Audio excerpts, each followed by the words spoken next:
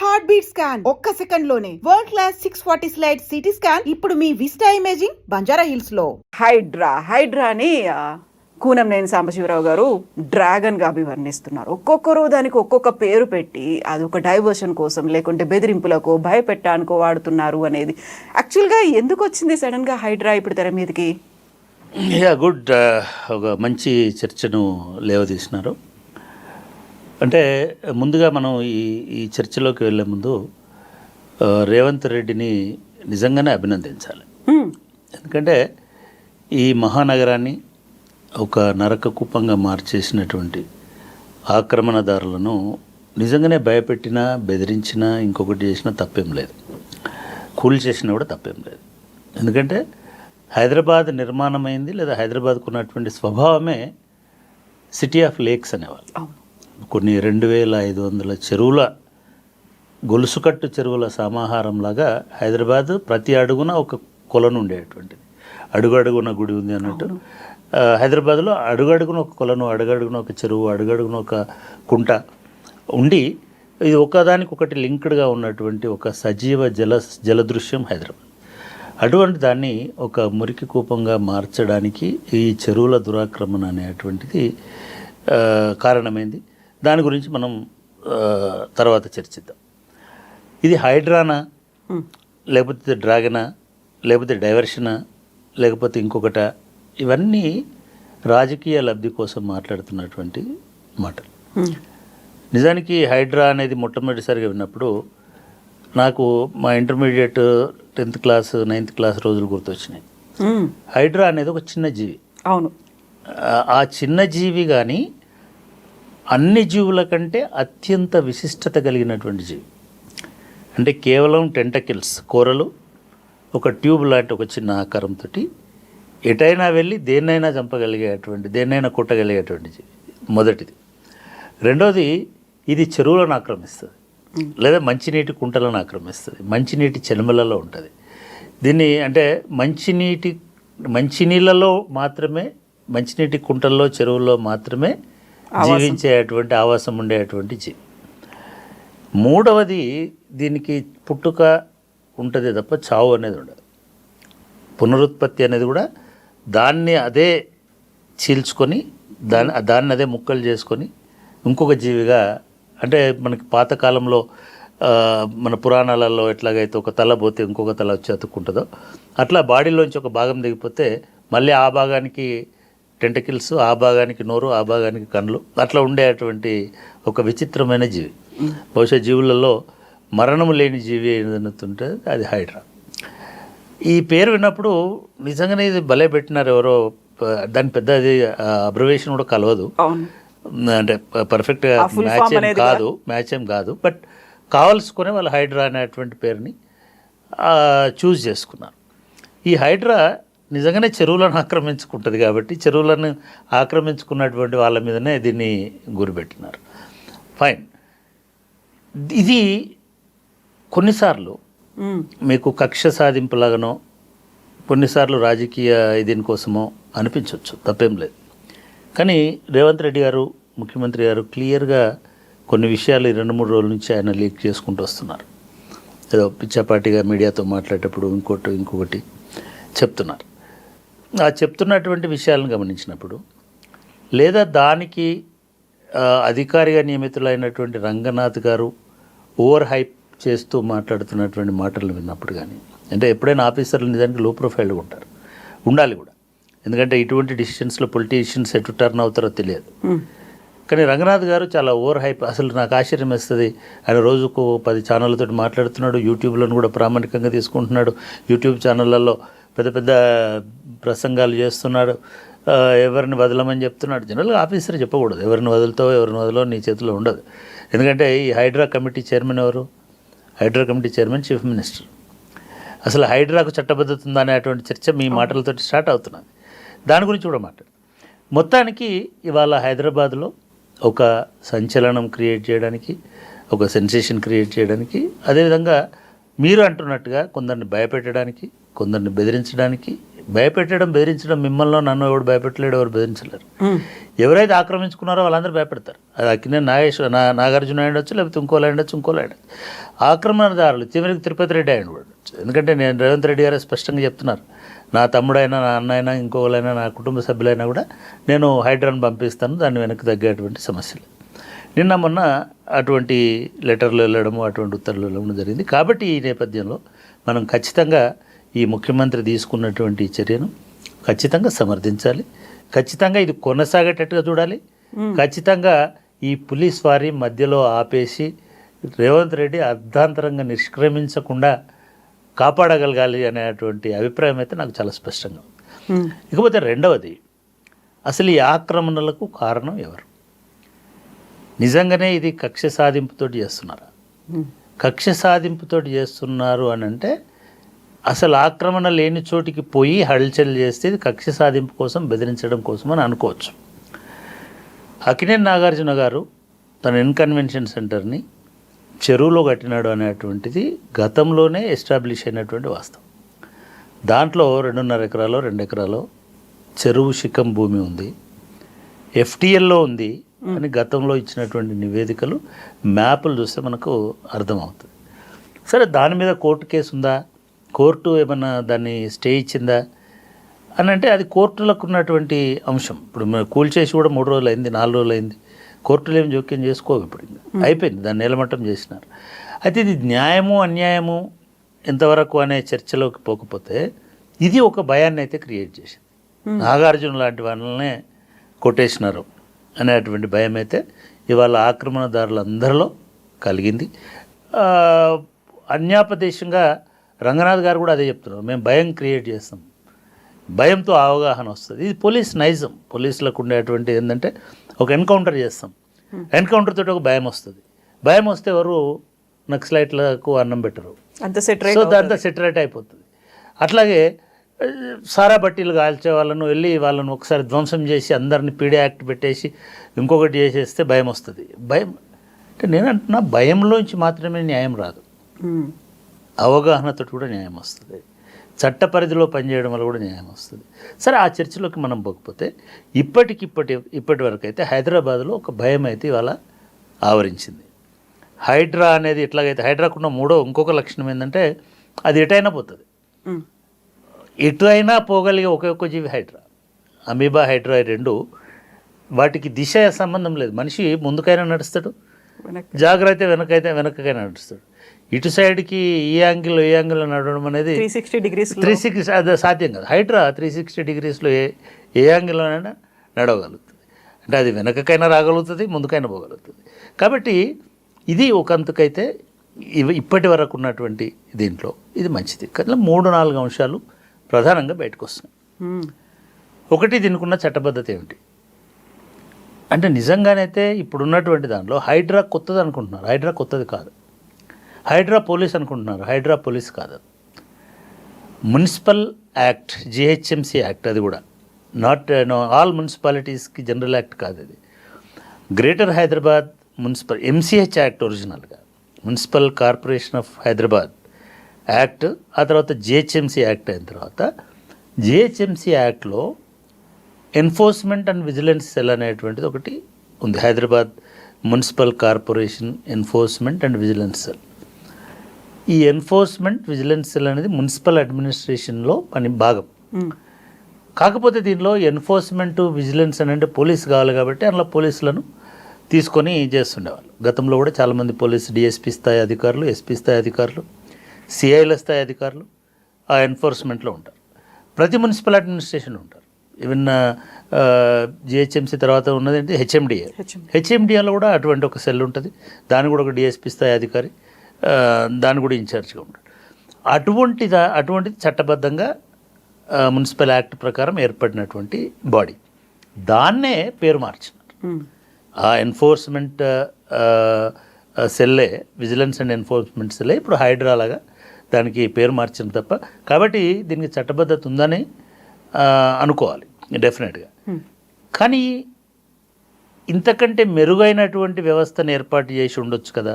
రెండవ వాదన ఏమనిపిస్తుందంటే, ఈ యాక్ట్ వచ్చి 30 సంవత్సరాలు 40 సంవత్సరాలు అవుతుంది.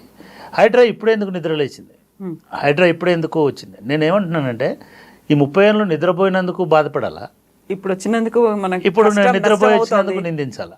సరే, నిద్ర అయితే లేచింది కదా, ఇది మంచిదే కదా. కాబట్టి దానికి కూడా ఆ వాదన కూడా పసలేదు. ఇప్పుడు ఎందుకు నిద్ర లేచినారు, ఇప్పుడే ఎందుకు మొదలు పెట్టినారంటే ఎప్పుడో ఒకసారి మొదలు పెట్టాలి కాబట్టి ఇప్పుడు మొదలుపెట్టి ఈ హైడ్రా ఇప్పుడు హఠాత్తుగా నిద్ర లేచి ఈ 30 సంవత్సరాల నుంచి ఇచ్చుకుంటూ వచ్చినటువంటి పర్మిషన్లన్నింటినీ రద్దు చేసి ఈ 30 సంవత్సరాల నుంచి ఇచ్చినటువంటి అనుమతులు, కన్స్ట్రక్షన్స్, నిర్మాణాలు, కరెంటు కనెక్షన్లు, వాటర్ కనెక్షన్లు ఇచ్చిన తర్వాత ఇప్పుడు పోయి దాడులు చేయడం వలన ఇది రాజ్యాంగ సంక్షోభం, పెద్ద మాటనే కావచ్చు కానీ న్యాయ వివాదం అనుకుందాం. న్యాయ వివాదం కూడా రాజ్యాంగం నుంచే వస్తుంది. ఒక మనిషికి ఉండే హక్కులను హరించి వేసేటువంటి హక్కు ఈ హైడ్రాకు ఉంటుంది, అక్కడ మాత్రం ఉండదు అనేటువంటి విషయాన్ని చెప్పగదప్ప.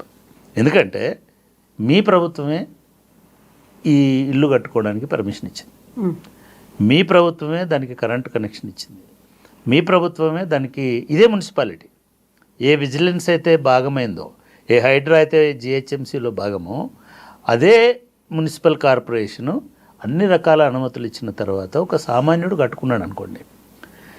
మీరు గండిపేటలో గొలగొట్టినటువంటి చూసినా, శాస్త్రీపురం అని ఎక్కడో గొలగొట్టినవి చూసినా, లేకపోతే ఫిలిం నగర్ దగ్గర ఎక్కడో, ఫిలిం నగర్ కాదు నానక్రామ్గూడలో కూలగొట్టిన, ఇవి ఏవి కూడా కమర్షియల్ కాదు, మనుషులు నివాసం ఏర్పాటు చేసుకున్నటువంటివి. ఈ నివాసం ఎందుకు ఏర్పాటు చేసుకున్నారు, వాళ్ళకి చెరువు అని తెలియదా, వాళ్ళ ఆక్రమణ అని తెలియదా అని చాలామంది మాట్లాడుతున్నారు. కానీ చాలా సందర్భాలలో రంగనాథ్ గారే ఒక చోట చెప్పారు, సర్వే నెంబర్లను ట్యాంపర్ చేసి కూడా, వేరే సర్వే నెంబర్ వేసి కూడా దానికి అనుమతులు తీసుకొచ్చుకొని కన్స్ట్రక్షన్స్ కట్టినటువంటి వాళ్ళు ఉన్నారు. మనం ఈ యూట్యూబ్ ఛానళ్ళలో వస్తున్నటువంటి చూస్తుంటే ఎవరో ఒక ఐటీ ఎంప్లాయీ హైటెక్ సిటీకి దగ్గర ఉంటుందో, లేకపోతే అటేటో ఫైనాన్షియల్ డిస్ట్రిక్ట్ దగ్గర ఉంటుందో, లేకపోతే వాళ్ళ బడ్జెట్లో వస్తుందని ఎక్కడో ఒక ఫ్లాట్ కొనుక్కున్నా. ఆ ఫ్లాట్ కొనుక్కునేటువంటి ఫ్లాట్ కొనుక్కోవడమే కాకుండా బ్యాంకు లోన్ కూడా తీసుకున్నారు. బ్యాంకులు సునిశ్చితంగా పరిశీలిస్తాయి. కానీ మీ మున్సిపాలిటీ ఇచ్చిన డాక్యుమెంట్లన్నీ దొంగ డాక్యుమెంట్లు, తప్పుడు డాక్యుమెంట్లు. మున్సిపాలిటీ పర్మిషన్ ఇచ్చి డాక్యుమెంట్లన్నీ కరెక్ట్గా ఉన్నట్టుగా ట్యాంపర్ చేసిన తర్వాత బ్యాంకు కూడా ఏం చేయలేదు. సో వాళ్ళు కూడా లోన్ ఇచ్చినారు. ఇటువంటి వాళ్ళ సమస్యలు వస్తే ఏం చేయాలనేది వాళ్ళ హైడ్రా ముందున్నటువంటి పెద్ద సవాలు. ఇది భవిష్యత్తులో న్యాయ వివాదాలకు కూడా దారితీస్తుంది. ఇవాళ న్యాయస్థానాలు కూడా ఎట్లున్నాయంటే వ్యక్తి ప్రయోజనం ఇంపార్టెంట్ రాష్ట్ర ప్రయోజనం కంటే, సమాజ ప్రయోజనం కంటే. ఎందుకంటే లా ఇట్ సెల్ఫ్ వ్యక్తి ప్రయోజనమే ముఖ్యమని చెప్తుంది, వ్యక్తిని కాపాడాలని చెప్తుంది.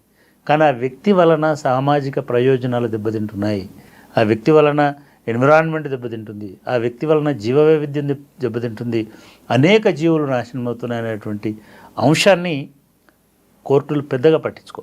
కాబట్టి అది నాగార్జున వ్యాపార సంస్థ అయినా, వాణిజ్య సంస్థ అయినా, లేదా ఇంకొక కాలేజ్ అయినా, ఇంకొకటైనా, దాని సామాజిక ప్రయోజనం ఏమిటి అనేది చూడకుండా ఇమీడియట్గా కోర్టులు స్టే ఇవ్వడం అనేటువంటిది జరుగుతుంది.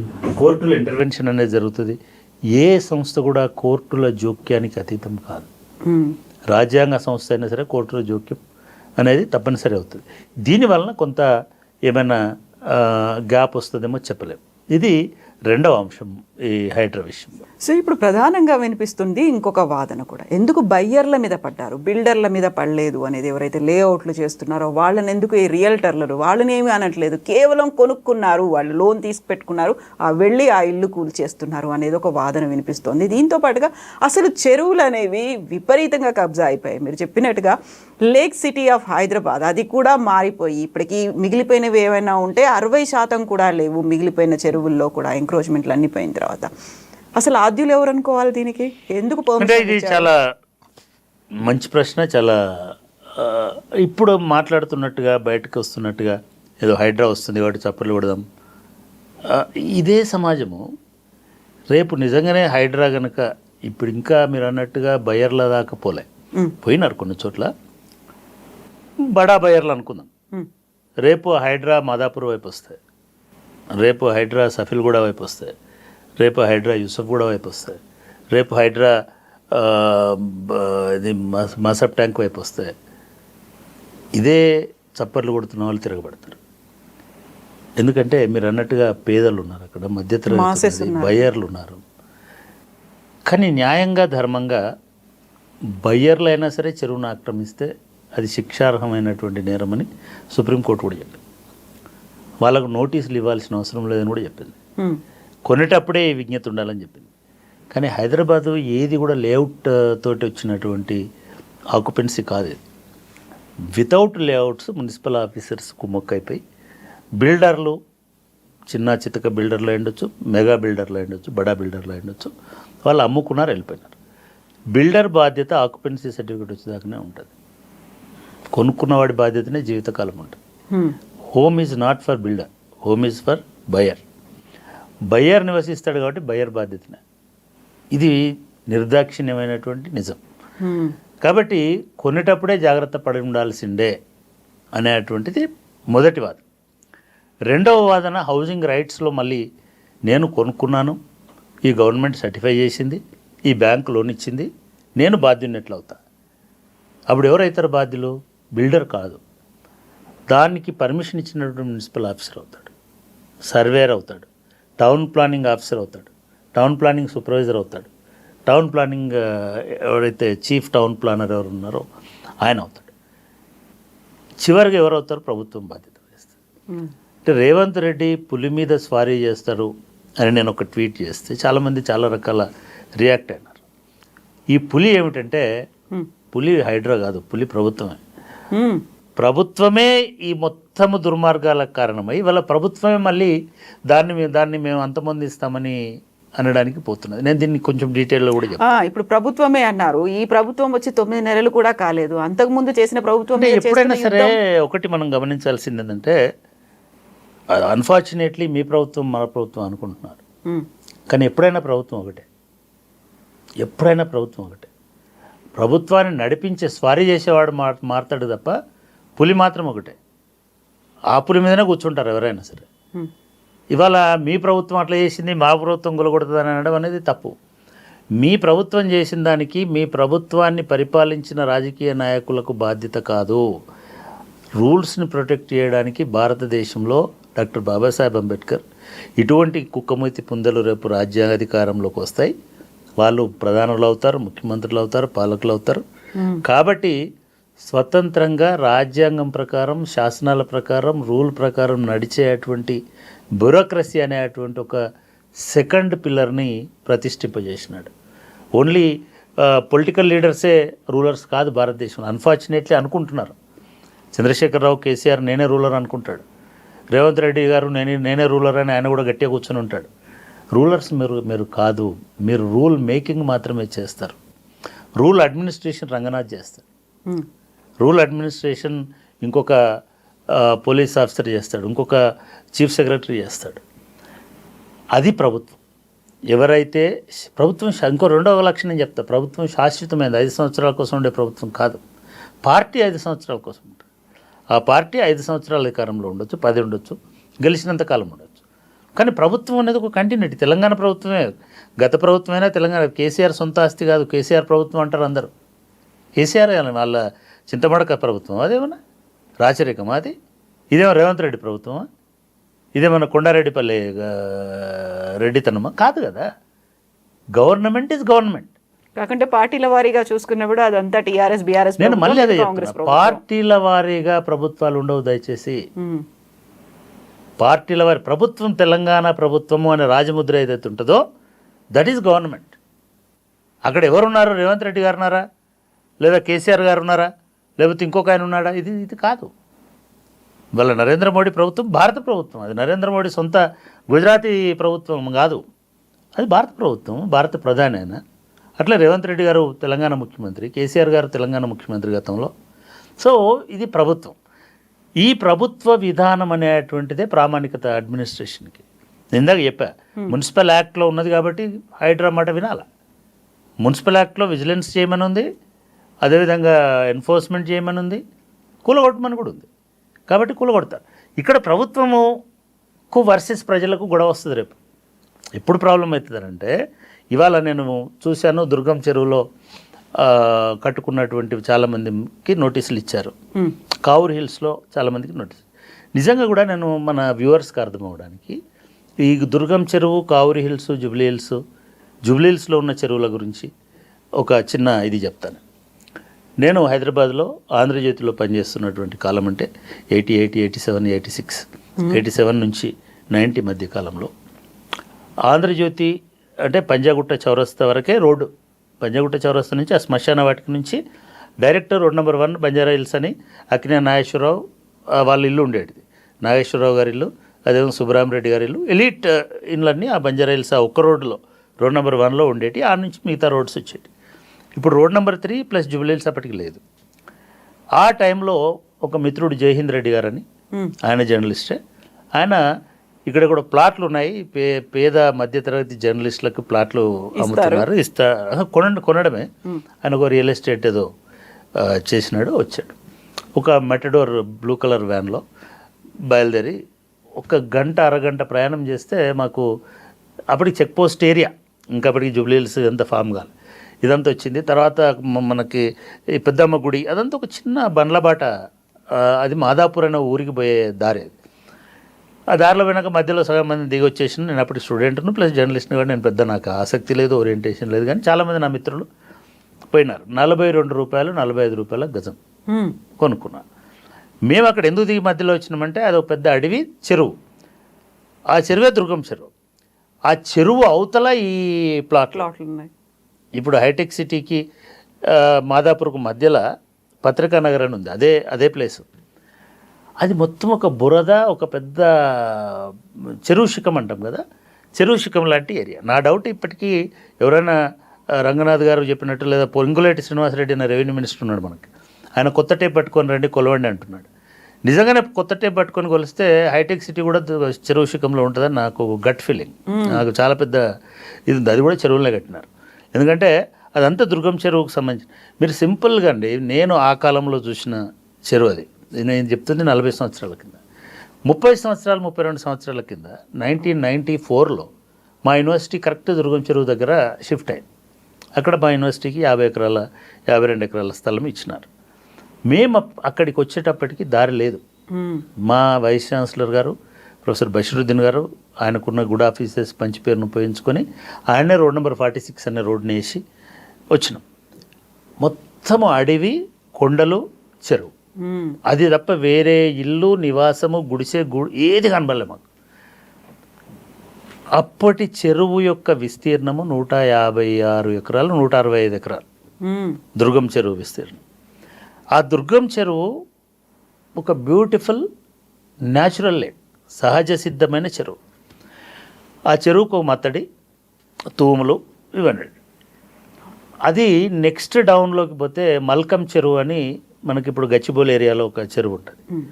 అది న్యాచురల్గా ఈ మత్తడి ద్వారా, ఈ మత్తడి దుంకి లేదా ఈ తూముల ద్వారా నీళ్ళు పోయి మల్కం చెరువు. ఈ మల్కం చెరువు ఇంకొక నానకరామగూడలో ఇంకొక చెరువు ఉంటుంది. అట్లా ఒక 4 చెరువులు 5 చెరువుల తర్వాత ఒక హైట్ నుంచి వాటరు పైపుల ద్వారా డైరెక్ట్గా గోల్కొండ ఫోర్ట్ మీదకి పోయేటువంటి, గోల్కొండ ఎత్తైన గోల్కొండ కోట మీదకి ఇక్కడ నుంచి ఎటువంటి మోటార్ లేకుండా, అప్పటికి మోటార్ లేదు, ఒక కుతుబ్ షాహీలు కాకతీయులు కట్టినారు ఒక గోల్కొండ చెరువు, గోల్కొండ కోట. అక్కడికి కుతుబ్ షాహీల టైంలో ఎటువంటి చోదక శక్తి లేకుండా కేవలం గ్రావిటీ అని అంటాం,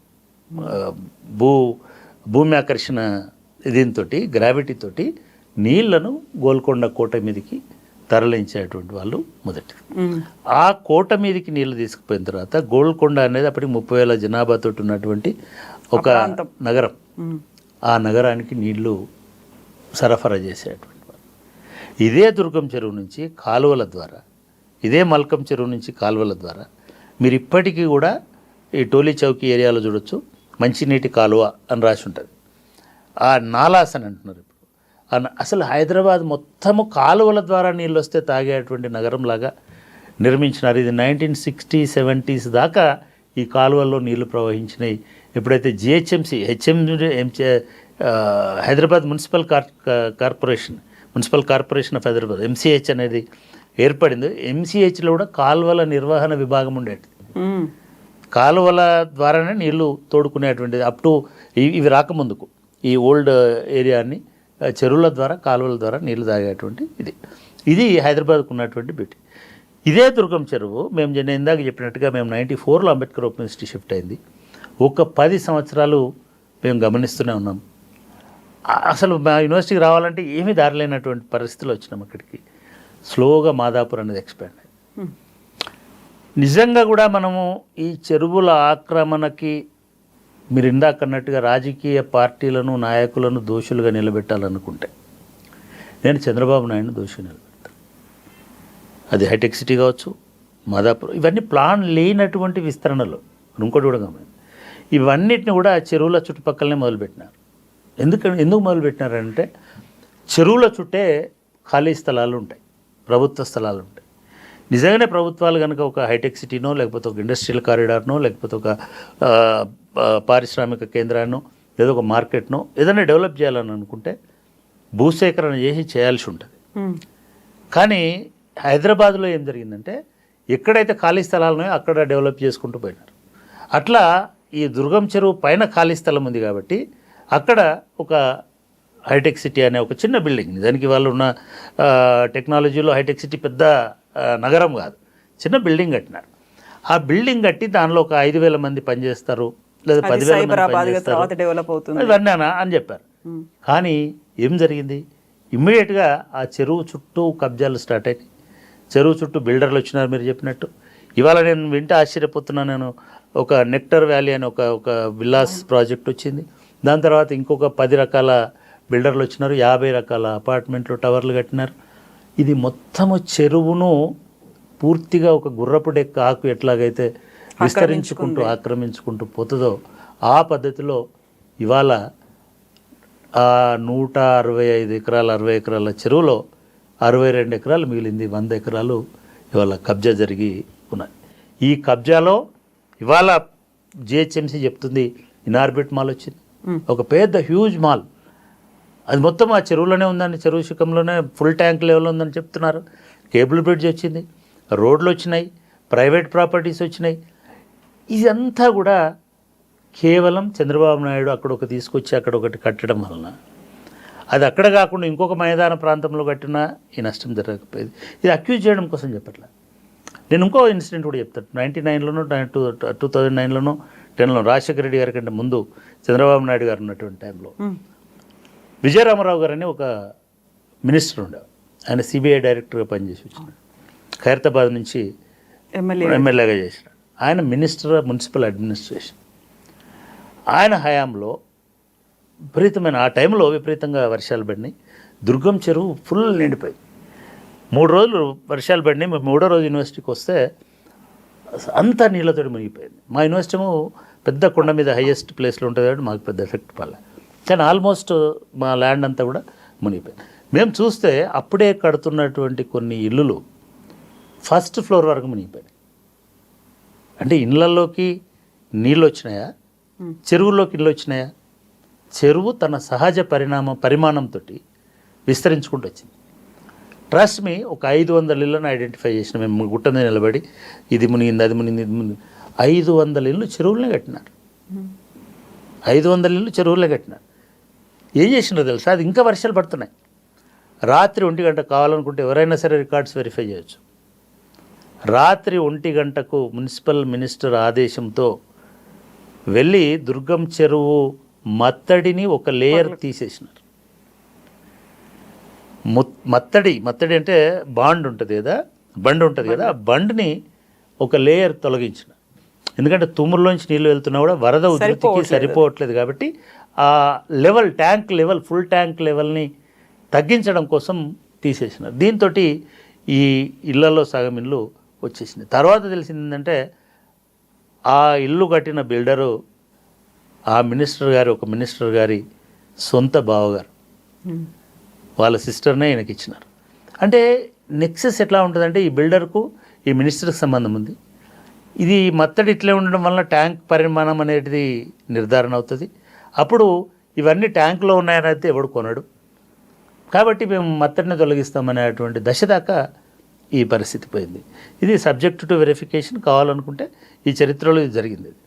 ఇది ఒకటే కాదు, ఇది ఒకటే అంటేనేమో ఇది ఆయన చాలా అభివృద్ధి చేస్తే అనుకుంటామని అంటారు. మీకు మాసప్ ట్యాంక్ అని ఒకటి ఉండేదండి చరిత్రలో. మా సాహెబా ట్యాంక్, అత్తగారి చెరువు. మా సాహెబా అంటే అత్తగారి చెరువు. అది ఎందుకు అత్తగారి చెరువు అయింది? నిజాం గారి అత్తగారు ఆ చెరువుని తవ్వించి ఇచ్చారు ప్రజల కోసం, అక్కడ కింద ఉన్నటువంటి ప్రాంతం వాళ్ళ కోసం. ఆ చెరువు ఒక బ్యూటిఫుల్ చెరువు. ఎక్కడుంటుందంటే బంజారా హిల్స్ పర్వత సానుల్లో కురిచినటువంటి, నేను కావాలనే వాడుతున్నా, బంజారా హిల్స్ పర్వతాల, ఎస్ హిల్స్ అంటే అవే కదా, ఆ పర్వత సానువుల్లో కురిచినటువంటి వర్షం వరద అంతా వచ్చి ఆ కింది ప్రాంతంలో ఉన్న మల్లేపల్లి అవతల ప్రాంతంలో ఉన్న వాటి ఇదవుతుంది. కాబట్టి ఒక బ్యూటిఫుల్ చెరువును కట్టినారు, ఒక కట్ట కట్టినారు, చెరువు అట్లా ఒక కట్ట కట్టారు. ఎక్కడ కట్టారు? మాసప్ ట్యాంక్ అంటున్నాం కదా, మాసప్ ట్యాంక్ పాలిటెక్నిక్ ఉంటుంది ఇప్పుడు, అక్కడి నుంచి మెహదీపట్నం ఎన్ఎండిసి బిల్డింగ్ కనబడుతుంది మనకు, అక్కడి వరకు ఒక కట్ట కట్టి, జస్ట్ ఒక కట్ట కడితే ఒక బ్యూటిఫుల్ చెరువు అయింది అది. ఇది ఎప్పటి వరకు ఉండే? నేను ఇందాక చెప్తున్నటువంటి స్టోరీ వరకు కూడా అక్కడ చెరువే ఉండే. ఆ చెరువు నుంచే బయట, మీరు కూడా బాల్యంలో ఆ చెరువులోకి ఈత కొట్టేయడానికి చాలామంది పోయేవాళ్ళు, చెరువు చూడడానికి కూడా చాలామంది. శ్రీమాన్ చంద్రబాబు నాయుడు గారు దాన్ని చాచా నెహ్రూ పార్క్, అంతకుముందే వచ్చింది బహుశా, పాపం ఆయన అనడానికి కూడా లేదు, బహుశా బ్రహ్మానంద రెడ్డి గారు లేకపోతే విజయభాస్కర్ రెడ్డి గారి టైంలోనూ ఆ చెరువును పూడ్చి పార్క్ చేసినారు. అసలు దీనంత దారుణము ఇంకేదైనా ఉంటుందండి? చెరువులను పూడ్చేసి ట్రాక్టర్లతో లారీలతో మట్టి తెచ్చి చెరువు అంతా నింపేసి ఆడ పార్క్ చేసి, దానికి చాచా నెహ్రూ పార్క్ అని పెట్టి, దానిలో క్రికెట్ స్టేడియం కట్టి, దానిలో టెన్నిస్ స్టేడియం కట్టి, దానిలో ఫుట్బాల్ అసలు స్టేడియాలు ఎక్కడ కట్టాలి? పార్కులు ఎక్కడ నిర్మించాలి? ఇది నేను చెప్తున్నాను, ఇది వాళ్ళని బ్లేమ్ చేయడానికి కాదు. చాచా నెహ్రూ పార్క్ అట్లనే వచ్చింది, కృష్ణకాంత్ పార్క్ అని వచ్చింది, బహుశా మీ ఎరకల్లో కూడా. కానీ అది డంప్ యార్డ్ని మార్చారు అనేది. అది చెరువు అండి, చెరువులు డంప్ యార్డ్లని వాస్తవము. సింపుల్గా చెప్తున్నా, మా సాహెబ్ ట్యాంక్ అంటే ఏంటిది? చెరువా డంప్ యార్డా? సఫిల్ కూడా చెరువు ఏడుందో చూపించండి నాకు. సరే యూసఫ్ కూడా చెరువు ఏడుందో ఇప్పుడు చూపించండి. లేదు కదా, ఇప్పుడు యూసఫ్ కూడా చెరువు కృష్ణకాంత్ పార్క్ అయింది. యూసఫ్ కూడా చెరువు కొన్ని వందల ఎకరాల విస్తీర్ణంలో, 70 ఎకరాల విస్తీర్ణంలో ఉన్న చెరువు, దానిలో డంప్ యార్డ్ చేసినారు. చెరువులలో ఇప్పుడు అన్ఫార్చునేట్ ఏంటంటే కుంటలు చెరువులనే చెత్త పడేస్తారు. చెత్త పడేసినంత మాత్రం అది చెత్త కాదు, నువ్వు చెత్త పడేయకుండా చూసుకో. డంప్ యార్డ్ ఎక్కడ ఉంటుంది? డంపింగ్ ఉండదు. సో అదొక చెరువు, ఆ చెరువు మొత్తాన్ని పూర్తి చేసినారు, డంప్ చేసినారు, చెత్త డంప్ చేసినారు, మట్టి డంప్ చేసినారు, దాన్ని లెవెల్ చేసినారు.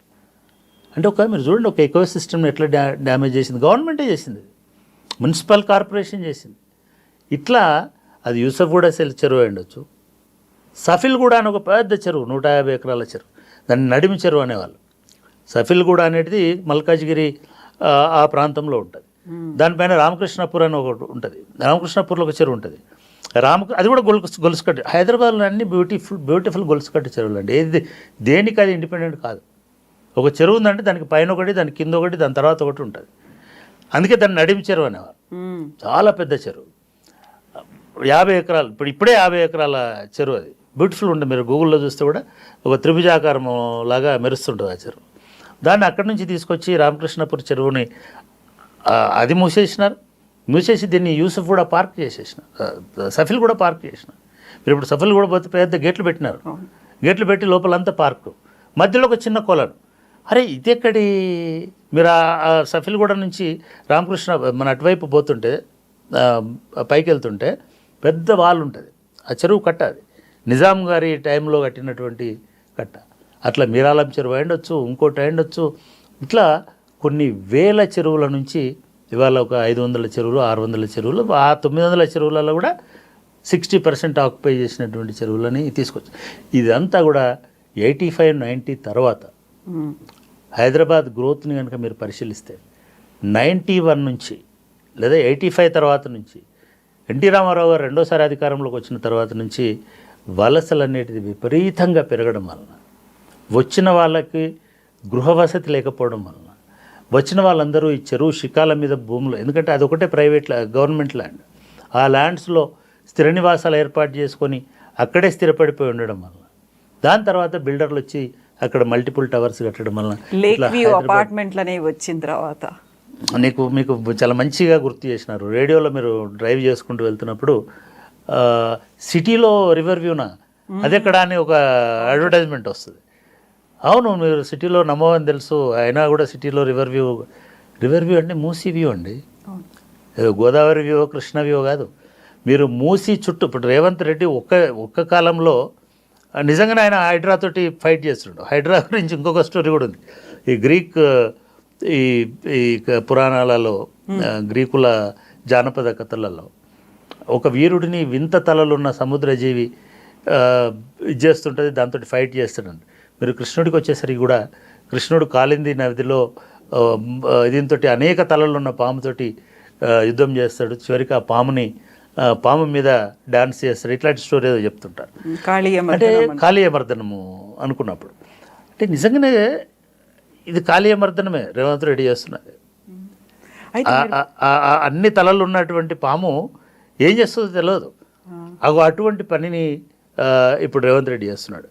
నిజంగానే ఇవాళ రేవంత్ రెడ్డి పేరు శాశ్వతంగా ఎట్లాగైతే ఇప్పుడు గొలుసుకట్టల చెరువుల గురించి మనకి నిజాం కుతుబ్షాహీలు, నిజాం కూడా కాదు, కుతుబ్షాహీల పేరు నుంచి ఎట్లాగైతే చెరువులను ఈ హైదరాబాద్కి ఎట్లాగైతే వచ్చినాయో, కాకతీయులు అనగానే మనకు చెరువులు ఎట్లా గుర్తొస్తున్నాయో, అంటే కాకతీయులు కూడా ఇదే పద్ధతిలో ఈ దక్కన్ పీఠభూమిలో అన్ని చెరువులను నిర్మించి వ్యవసాయానికి ఎట్లాగైతే చేసినారో, ఈ హైదరాబాదును పునరుద్ధరించడానికి నిజంగానే కనుక రేవంత్ రెడ్డి ఒక్కడుగు కూడా వెనక్కి వేయకుండా మొత్తం చెరువులను వాటి ఒరిజినల్ మ్యాప్స్ ప్రకారం నేను పునఃప్రతిష్ఠిస్తా అని అంటే ఆయన చెప్పినట్టు 10 సంవత్సరాలు నేనే అని ఆయన చెప్తుంటాడు కదా, అది అప్పుడు నిజమవుతుంది. లేకపోతే ఎందుకంటే ఇవాళ ఆయన టచ్ చేస్తున్నది ఈ నేను ఇందాక చెప్పినటువంటి దుర్గం చెరువులో 100 ఎకరాలను ఆక్రమించినటువంటి వేల మంది బడా భూస్వాములు. దానిలో మీ అన్న తిరుపతి రెడ్డి గారు కూడా ఉన్నారని చెప్తున్నారు. నెక్టర్ వ్యాలీ ఒక్కొక్క విల్లా ఇవాళ 25-30 కోట్ల రూపాయలు ఉన్నటువంటి విల్లా ఉన్నది. అట్లా కొన్ని వందల విల్లాలు నెక్టర్ వ్యాలీలో. దాని చుట్టుపక్కల ఉన్నటువంటి అపార్ట్మెంట్లు అన్నీ కూడా 85-90s తర్వాత వలస వచ్చినటువంటి పెద్ద పెద్ద పారిశ్రామికవేత్తలు, సినిమా వాళ్ళు, జడ్జీలు, నేను మళ్ళీ చెప్తున్నాను, న్యాయమూర్తులు అక్కడ ఇళ్ళు కట్టుకొని ఉన్నారు లేదా అక్కడ నివాసం ఉంటున్నారు.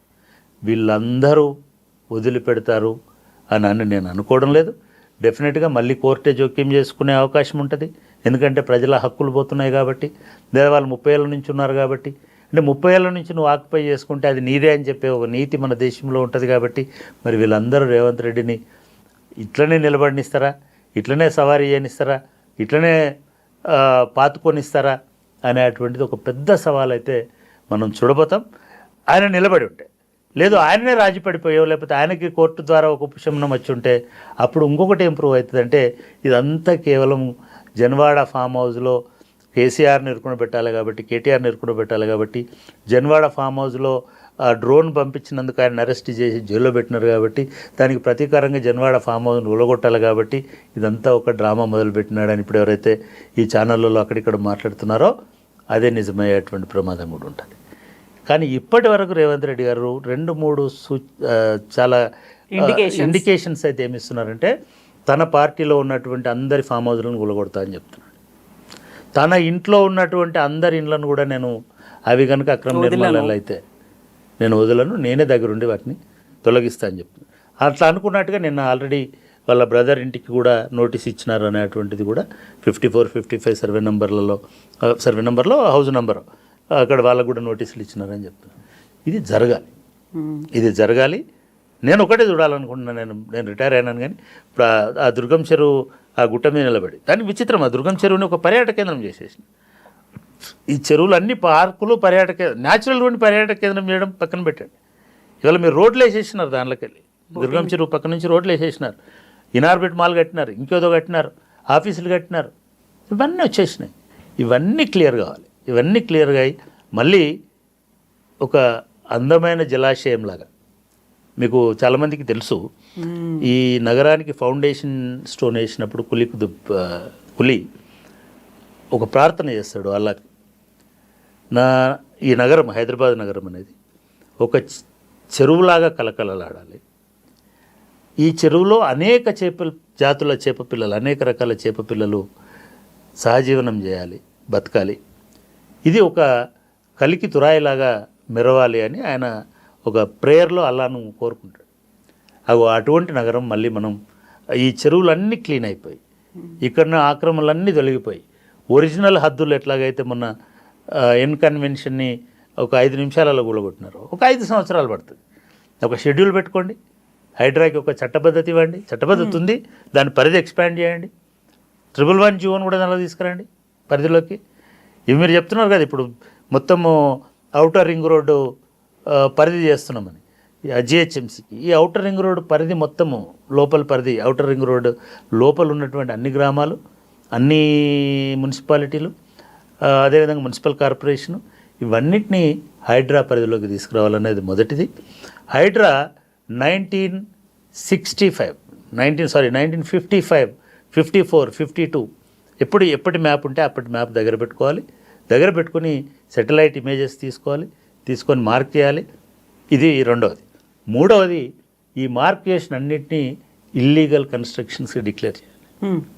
మీరు అవసరం అనుకుంటే అసెంబ్లీలో ఒక చట్టం తీసుకురండి ఇల్లీగల్ కన్స్ట్రక్షన్స్ని తొలగించడానికి.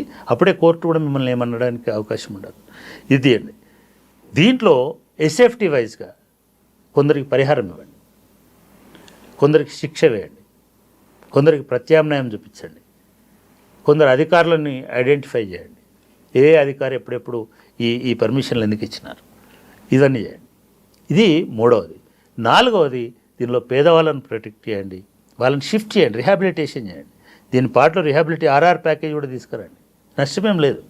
తీసుకొచ్చేసి పేదవాళ్ళకి 200 గజాల లోపు మీరు చెప్తున్నారు కదా, ఇప్పుడు 100 గజాలు అయితే ఫ్రీ, 50 గజాలు అయితే ఫ్రీ, ఇవన్నీ చేసి మొత్తానికి చిన్న మధ్య తరగతి వాళ్ళు ఎవరైతే 1000 సేఫ్టీలో కొనుక్కున్నటువంటి వాడు ఉంటాడు, ఒక ఫ్లాట్ కొనుక్కున్న వాళ్ళు ఉంటారు, అటువంటి వాళ్ళని రిలోకేట్ చేయండి, లేకపోతే వాళ్ళకి ఇది చేయండి. ఎవరైతే పెద్దవాళ్ళు ఉన్నారో వాళ్ళ మీద చర్య తీసుకోండి. ఎవరైతే టవర్లు కట్టినారో, ఎవరైతే అక్కడ బిల్డర్లు పెద్ద పెద్ద ఇవి కట్టి కోట్ల రూపాయలు, వాళ్ళందరినీ బ్లాక్ లిస్ట్ చేయండి, వాళ్ళందరి దగ్గర నుంచి వసూలు చేయండి, వాళ్ళందరితోటి కంపెన్సేషన్ ఇప్పియండి, ఒక ఫండ్ డెవలప్ చేయండి. ఇది నాలుగవ సూచన. ఇకపోతే ఇది చేస్తే ఈ పద్ధతిలో కనుక అన్ని చెరువులను మీరు మార్క్ చేయండి, అన్ని చెరువులను క్లీన్ చేయండి, అన్ని చెరువులను మీరు పూర్తి స్థాయిలో చేయండి. రెండవది, 111 జీవోను కూడా మీరు 111 జీవో ఎత్తేస్తా అనే పాత ముచ్చట్లు చెప్పకండి. 111 జీవో ఈ చెరువులను సరస్సులను కాపాడడానికే 111 జీవోని పెట్టినారు. ఆ 111లో ఉన్నటువంటి అన్ని రకాల కబ్జాలని, మనకున్న 2 హిమాయత్ సాగర్, అదేవిధంగా ఉస్మాన్ సాగర్, ఈ 2 పూర్తి కబ్జా అయ్యాయి. వాటిని కూడా మీరు క్లీన్ చేయండి, దాని చుట్టుపక్కల ఉన్నటువంటి. సో ఇట్లా చేస్తే రేవంత్ రెడ్డి నిజంగానే చిరస్థాయిగా ఉన్నటువంటి వాడు అవుతాడు. నిజంగానే శాశ్వతంగా ఎట్లాగైతే మిగతా పేర్లను మనం చెప్పుకుంటున్నాం ఈ నగర నిర్మాణానికి, అభివృద్ధికి దోహదపడినారని, అటువంటి ఒక శాశ్వత కీర్తిని రేవంత్ రెడ్డి పొందుతాడని నేను భావిస్తాను. భగవద్గీత స్ఫూర్తితోనే అక్రమ కట్టడాల కూల్చివేత చేస్తున్నారు. ఇప్పుడు మీరు చెప్పిన దాన్ని బట్టి చూస్తే ఇప్పుడు అక్రమ కట్టడాలు లేకుంటే కబ్జాలు అనేది ఈ మధ్య కాలంలో కాదు, 30, 40, 50 ఇయర్స్ బ్యాక్ వెళ్ళాలి అనుకుంటే హైదరాబాద్ సగం ఆక్యుపై అయిపోయింది కదా. అప్పుడు కూల్చివేతలు మొదలు పెడితే ఇప్పుడు 1 కోటికి పైగా ఉన్న జనాభా, ఇన్ని లక్షల ఇళ్ళు ఉన్నాయి అనుకున్నప్పుడు ఇన్ని లక్షల ఇళ్లలో సగమైన నేలమట్టం అయిపోతాయి కదా. కావాలి కూడా కదా. ఇప్పుడు ఆయన పెట్టిన యజ్ఞం, ఆయన తలపెట్టిన యజ్ఞం అట్లాంటిది. ఇదంతా కూడా రాజకీయ నాయకులు ఏం చేస్తారంటే, కేసీఆర్ గారు కూడా ఇట్లనే చేసినారు, మనం అది కూడా చెప్పుకోవాలి. కేసీఆర్ అధికారంలోకి వచ్చిన తర్వాత కూడా మనం క్లీన్ చేస్తాం, చెరువులను తీసేస్తాం, ఆక్రమణలు తీసేస్తాం, నాగార్జునతోటి గొడవ మొదలైంది అక్కడే. సరే, తర్వాత రాజీపడ్డారా? ఎస్, డెఫినెట్గా రాజీపడ్డారు. కోర్టు వల్ల రాజీపడ్డారా లేదా కోర్టుల వల్ల రాజీపడ్డారా, ఇవన్నీ మనకు సంబంధం లేని విషయాలు. బట్ రాజీపడ్డది వాస్తవం. ఈ రాజీ పడడం అనేది ఒక అక్కడనే ఆగలే. ఇదే ఎన్ కన్వెన్షన్ ఆనుకొని ఒక కొన్ని వేల ఇండ్లు ఆ ప్రాంతంలో అక్రమంగా వెలిసినటువంటి ఇండ్లు ఉన్నాయి, దాన్ని ఏదో అంటారు. దాన్ని కూడా కూలగొట్టుకుంటూ పోయినారు. ఇదంతా కూడా ఒక వివాదపద స్థలమైన స్థలం, యజమాని లేని స్థలం. హైదరాబాద్లో చాలా స్థలాలు గవర్నమెంట్ స్థలాలు, యజమానులు లేని స్థలాలు, సర్ఫే ఖాస్ల భూములు. సర్ఫే ఖాస్ అనేది పూర్తిగా నిజాంకు ఉండేటువంటి అధికారం ఉండేటువంటి భూమి. అటువంటి భూములలో ఇంకేదో భూములలో ఏవో అయ్యప్ప సొసైటీ, గురుకుల ట్రస్ట్ భూములు, ఇవన్నీ వచ్చేసినాయి. ఒక ట్రస్ట్కు 1000 ఎకరాలు 100 ఎకరాల భూములు, ఆ భూములన్నింటినీ అందరూ ఆక్యుపై చేసుకున్నారు. విచిత్రం ఏంటంటే అలా అప్పటి ముఖ్యమంత్రి రాజశేఖర రెడ్డి గారి సోదరుడు వివేకానంద రెడ్డి కూడా దానిలో ఒక ఎకరంలో ఇల్లు కట్టుకున్నాడు. చాలామందికి అక్కడ ఇల్లులు ఉన్నాయి. నిజంగానే కేసీఆర్ కూడా ఇట్లాంటి బుల్డోజర్ రాజ్యాన్ని తీసుకురావాలని ప్రయత్నం చేసినాడు. ఇప్పుడు ఎట్లయితే రేవంత్ రెడ్డి గారు హైడ్రా పేరుతో ఒక బుల్డోజర్ రాజ్యాన్ని తీసుకొస్తున్నారో మంచిగా అనుకుందాం, సంభవం యుగే యుగే. ఆయన కూడా అనుకున్నాడు, కేసీఆర్ కూడా. నేను కూడా భగవద్గీతనే స్ఫూర్తి, నాకు కూడా అదే శ్లోకము నాకు ఇది. ఇప్పుడు ఈ యుగానికి నేనే రక్షకుడిని అని అనుకొని పంపించినాడు. కానీ విపరీతమైనటువంటి ఒత్తిడి, కోర్టు జోక్యం, ఇమ్మీడియట్గా కోర్టులు దాన్ని ఆపేయమని ఆదేశించడం, ఈవెన్ నాగార్జునది కూడా ఆపేయమని ఆదేశించడం, తర్వాత వాళ్ళు మళ్ళీ ఏదో రాజీ పడిపోవడం, ఇవన్నీ జరగడం వలన చేయలేకపోయినారు. ఇవాళ మొదటి ముప్పు లేదా మొదటి ప్రమాదము లేదా మొదటి అడ్డంకి, ఇంకా మంచి భాషలో చెప్పాలంటే ఏదైనా ఉంటుంది రేవంత్ రెడ్డి గారి కంటే, లేదా మొదటి ఊరట అని కూడా అనుకోవచ్చు. లేకపోతే ఎందుకంటే ఆయన స్వారీ అంతే ఎంతకాలం చేస్తాడో చెప్పలేము. ఇప్పుడు ఊరట కావాలి. ఊరట కావాలంటే కోర్టు ఏమైనా ఊరట ఇచ్చేటువంటి అవకాశం ఇవాళ వాదనలు నడుస్తున్నాయి. ఇవాళ రేపట్లో మీరు ముట్టుకోవద్దు అని కనుక కోర్టు పొరపాటున చెప్తే, అది పొరపాటే అవుతుంది, పొరపాటున కోర్టు కనుక అట్లా చెప్తే రేవంత్ రెడ్డి గారు ఏం చేయలేరు. అప్పుడు మనం రేవంత్ రెడ్డి గారిని అనడానికి కూడా ఉండదు, రాజకీయ కక్ష అనడానికి కూడా ఉండదు. ఎందుకంటే నేను పోతా అంటే కోర్టు అడ్డుకుంటుంది. సో ఆ కోర్టులు అటువంటి జోక్యం చేసుకునే అవకాశం ఉంటుంది. ఎందుకంటే అట్లా ఉండడం వల్లనే కదా ఇంత దూరం వచ్చింది. బిల్డర్లు ఏమి అమాయకంగా పోరు. బిల్డర్లు కడతారు, అక్కడ ఆర్డర్లు ఉన్నాయి, కాపీలు ఉన్నాయని చెప్తారు. ఎవరో పాపం పర్యావరణ పరిరక్షకుడో ఇంకోడో పోయి ఎవరో కడుతున్నారండి అని ఫిర్యాదు చేస్తాడు. ముందు స్టే ఇస్తారు, అది ముందు ఆపండి అంటారు. వీడు పోయి అన్ని కాయిదాలు ఉన్నాయి సార్ అని సబ్మిట్ చేస్తాడు. కోర్టు వచ్చి నిజ నిర్ధారణ కమిటీ కాదు కోర్టు ఎప్పుడైనా జడ్జిమెంట్ ఎవిడెన్స్ బేస్డ్గా ఇస్తుంటారు. ఈ ఎవిడెన్స్ ప్రొడ్యూస్ చేస్తుంది గవర్నమెంటే. గవర్నమెంట్ ఇచ్చిన ఎవిడెన్స్ని చూసి ఓకే మరి గవర్నమెంటే ఇచ్చింది కదా అంటారు. ఇప్పుడు మీరు దుర్గం చెరువులో ఉన్నటువంటి కావూరి హిల్స్ మా ముందట లేఅవుట్ అయింది, కాకతీయ హిల్స్ ఇంకొంచెం పైకి ఉంది. అది నేను అనుకోవడం అది ఇళ్ళకు రాదు. మీరు ఒకటి గుర్తుపెట్టుకోండి, బండ గుర్తు ప్రజలు వాళ్ళ కాలిబాటల కోసం వేసుకున్న రోడ్లు పర్యావరణ హితంగా వేసుకున్నారు. నేను ఇందాక చెప్పాను కదా, మేము హైదరాబాద్లో ఉద్యోగాలు చేస్తున్నటువంటి టైంలో జూబ్లీ హిల్స్ ప్రాంతం, అప్పటికి జూబ్లీ హిల్సే హౌసింగ్ సొసైటీ లేదు, ఆ ప్రాంతం నుంచి ఒక బండ్లబాట పెద్దమ్మ గుడిని టచ్ చేసి పెద్దమ్మ గుడి నుంచి మాదాపూర్కి వచ్చేటువంటి దారి ఉండేది. అదే ఇప్పుడు రోడ్డు. ఆ మాదాపూర్ నుంచి ఉన్నటువంటి దారిలో ఒంటికాలి బాటలాగా మీకు కొండాపూర్ పోయేది. ఆ రోడే హద్దు. అంటే ఇవాళ మాదాపూర్ హైవే అనేది హైటెక్ సిటీకి వచ్చే రోడ్డు ఉందో ఆ రోడ్డుకు లెఫ్ట్ సైడ్ ఉన్న ఇండ్లన్నీ కూడా చెరువులో ఉన్నాయి అనేది ఒక గుడ్డి నమ్మకం. దానిలో ఏ నమ్మకం ఏది ఉంది మీకు ఇంకోటి చెప్తాను నేను. మేము రెండో ఇల్లు కొనుక్కోండి అంటే ఇల్లు కొనుక్కోవడానికి మొదటిసారి పోయినాం. మా మిత్రుడు మల్లారెడ్డి అని ఒక ప్రొఫెసర్ కొన్నాడు అక్కడ.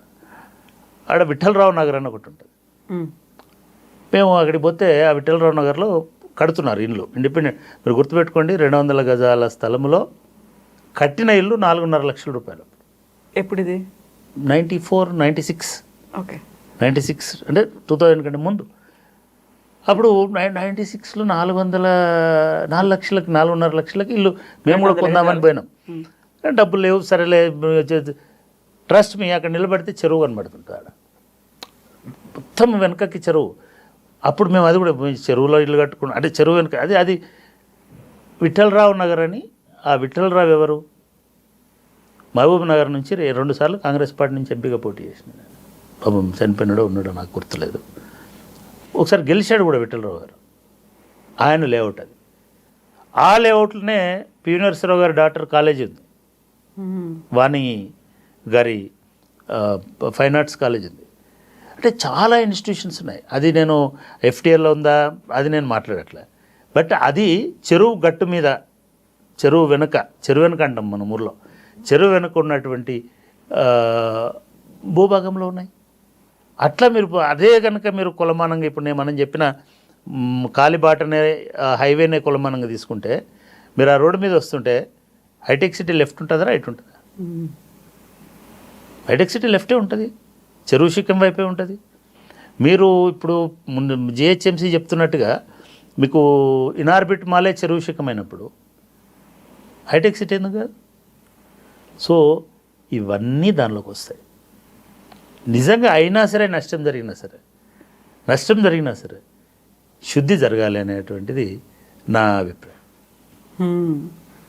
ఈ శుద్ధి అనేది ఎంతకాలం కొనసాగుతుంది? అన్ఇంటరప్టెడ్గా ఉంటుందా ఏంటి? అంటే నేను అనుకోవడం ఏమో, ప్రభుత్వం తలుచుకున్న తర్వాత ఆపగలిగే ఒకే ఒక్క శక్తి కోర్టులు కనుక ఈ నగరం బాగుపడాలి, ఎంత నష్టమైనా ప్రభుత్వం కావాలంటే మీరు కంపెన్సేట్ చేయమని చెప్పండి ప్రభుత్వం. ఇదొక భాగం. రెండోది, ప్రభుత్వమే కబ్జా చేసింది చాలా బిల్డింగ్స్ అన్ని ఉన్నాయి. జిహెచ్ఎంసీ బిల్డింగ్ ఉంది, ఇప్పుడు బుద్ధ భవనం ఉంది. లేదు, ఇప్పుడు చాలా బిల్డింగ్స్ ఉన్నాయి. ప్రభుత్వమే 2 రకాలు, తన అవసరాలకు కబ్జా చేసింది, బిల్డింగ్లు కట్టుకుంది. రెండోది, గిరాకీ వస్తుంది అనుకుంటే కబ్జా చేసి బిల్డింగ్ కట్టి కిరాయికి ఇచ్చి లీజుకి ఇచ్చి పైసలు తీసుకుంటుంది. మీరు ట్యాంక్ బండ్ చుట్టూ నెక్లెస్ రోడ్ ఎవరు వేసారండి? నెక్లెస్ రోడ్ అసలు చెరువులాగా ఉంచకుండా ఎందుకు నెక్లెస్ రోడ్ వేసినారు? ఆ నెక్లెస్ రోడ్ వేసి దానిలో పెండ్లి మంటపాలు, దానిలో హోటళ్ళు, దానిలో బార్లు, దానిలో తినుబండారాలు, దానిలో శ్మశానాలు, దానిలో సమాధులు, దానిలో విగ్రహాలు. ఇది ప్రభుత్వం చేయలేదా కబ్జా? అన్నారు కదా, ఏమండి సుందరీకరణ అన్నారు. నేను సమాధి సుందరీకరణ అవుతుందని నేను అనుకోనండి. ఐఎమ్ సారీ, సమాధి సుందరీకరణ ఎట్లా అవుతుందండి? ఎన్ని సమాధులు ఉన్నాయి తెలుసా మీకు? ఆడ ఇప్పుడు పివి నరసింహరావు గారిది అక్కడే ఉంది, జైపాల్ రెడ్డి గారిది అక్కడే ఉంది, అటుపోతే సంజీవయ్య గారిది ఉంది, ఇంకెవరిదో ఉంది. అది సుందరీకరణ ఎట్లా అవుద్దండి? సుందరీకరణ అంటే మీరు ప్రజలు కూర్చోవడానికి లేదా విహరించడానికి, ఇంకేదో చేయడానికి, పిల్లలు ఆడుకోవడానికి అటువంటి వాతావరణం ఉండాలి. మీరు బ్రిడ్జీలు కట్టి రోడ్లు వేసి రోడ్ల చుట్టూ సమాధులు కడితే సుందరీకరణ ఎట్లా అవుతుంది? అవన్నీ కూడా తొలగించాలి. అవన్నీ కూడా చెరువులో ఉన్నాయి అనొచ్చు ఎవరైనా. ఇప్పుడు చెరువును అడ్డుకోవట్లేదు. మీరేమంటున్నారు? ఎఫ్టీఎల్ అంటున్నారు. ఎఫ్టీఎల్లో ఏ నిర్మాణము సమాధితో సహా ఉండకూడదు కదా. ఎఫ్టీఎల్ ఎట్లుంటుందండి? ఎఫ్టీఎల్లో ఉండడానికి వీలేదు. అది బఫర్లో ఉంది అనుకుంటే ఎప్పుడో నీళ్ళు వస్తాయి పోతాయని అనుకోవచ్చు, లేదా నీళ్ళు వస్తే ప్రమాదం ఉంటుంది అనుకోవచ్చు, ముప్పు ఉంటుంది అనుకో. అట్లా అనుకుంటే దాని పక్కన చాలా పెద్ద కాంగ్రెస్ ఎమ్మెల్యేల అపార్ట్మెంట్లే ఉన్నాయి, పెద్ద పెద్ద అపార్ట్మెంట్లు ఉన్నాయి. అయితే ఈ మొత్తంలో కూడా నిజంగా కూడా రేవంత్ రెడ్డి ఒక కాంగ్రెస్లోనే ఒక విప్లవ వీరుడిలాగా ఎందుకు కనబడుతున్నాడు అందరికనంటే, మనం ఏ మాట కామాట చెప్పుకోవాలి. ఈ మొత్తం కబ్జాలలో ఎక్కువ భాగం, ఎందుకంటే బీఆర్ఎస్ వాళ్ళు కూడా అందిన కాడికి దోచుకునే ఉండొచ్చు, కానీ వీళ్ళకి అందలేదు. వీళ్ళు వచ్చేసరికి 1985 నుంచి 2015 వరకు ఆల్మోస్ట్ చెరువులన్నీ నిండిపోయినాయి, కబ్జాలు అయిపోయినాయి. మీరు ఇవాళ హిమాయత్ సాగర్, ఉస్మాన్ సాగర్ చుట్టుపక్కల ఫామ్ హౌస్లు ఎన్ని అని ఎన్యూమరేట్ చేయండి, లెక్క తీయండి. బీఆర్ఎస్లో 10% ఉంటాయి, ఇంకొక 70% ఎవరి ఉంటాయి? 100%. ఎందుకంటే అది 70s నుంచి కబ్జా అవుతుంది. ఈ ఫామ్ హౌస్ల కల్చర్ అనేటువంటిది అట్లీస్ట్ 80s 90s నుంచి అయితే నాకు చాలామంది మిత్రులు తెలుసు. మీరు చిలుకూరు బాలాజీ టెంపుల్ పోతున్న దారిలో, అంటే గండిపేట వెనుక వైపు వస్తుంది, దాదాపు ఒక 2000-3000 ఎకరాల విస్తీర్ణంలో బ్రహ్మాండమైన ఫామ్ హౌస్లు ప్రతి పాత కాంగ్రెస్ నాయకుడికి ఉంది. అట్లాగే అళ్ళకెళ్ళి ఇళ్ళకి వచ్చినారు కాబట్టి ఆ కాంగ్రెస్ నాయకులే కొత్తగా పుట్టారు కదా నాయకులు, వాళ్ళవి కూడా ఉన్నాయి. కాలేజీలు ఉన్నాయి, ఈ జ్యోతులు ఆ జ్యోతులు రకరకాల పేర్లతోటి సగం కాలేజీలు గండిపేట చుట్టే ఉంటాయి మీకు, ఇటువైపున అటువైపు అయినా. ఇవన్నీ 111 జీవోలో ఉన్నాయి. 111 జీవోలో ఒక పెద్ద రిసార్టే ఉందండి. రిసార్ట్ పేరుతో ఉన్నటువంటి ఒక కమర్షియల్ యాక్టివిటీ ఒక 4000-5000 ఇండ్లు అమ్ముతున్నారు. ఒక 5-6 వేలు 10,000, ఇప్పుడు బహుశా ఇప్పుడు 10,000 ఇండ్లు ఉండొచ్చు. అది వెల్ నోన్ రిసార్ట్. అది దానిలో వాళ్ళు ఏమంటున్నారు, మీరు 500-1000 గజాల ప్లాట్ ఉంటుంది, మీరు 100 గజాలు ఇల్లు కట్టుకోండి, పర్మిషన్